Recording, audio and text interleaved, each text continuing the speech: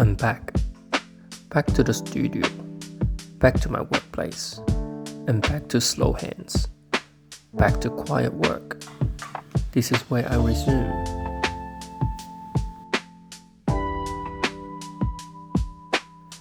Before I begin, I light incense, not as a ritual, and not to mark a moment, but as a part of how I live in a creative world. Scent keeps me open. It shifts my attention, softens my thinking, and feeds imagination. Creativity doesn't always arrive through effort. Sometimes it begins with the senses.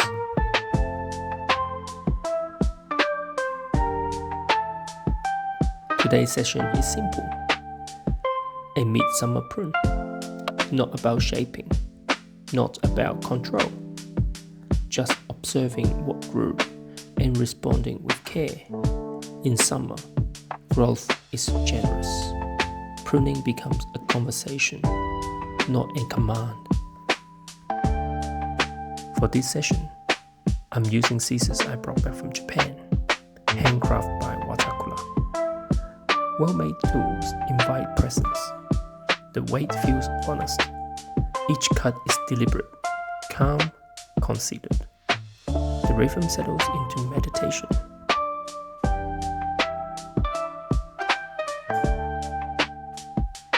This is my Banksia, an iconic Australian native, built for strong sun, poor soil, and long dry seasons.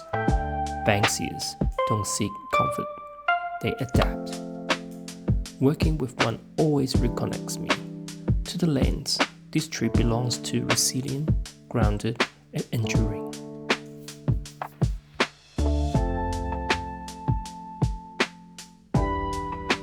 For indigenous people, Banksia flowers were traditionally used as a source of nectar, gathered gently, shared openly.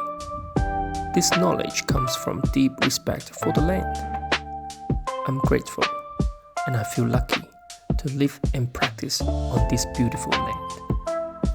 I work with care, acknowledging the native people who have cared for the country for generations.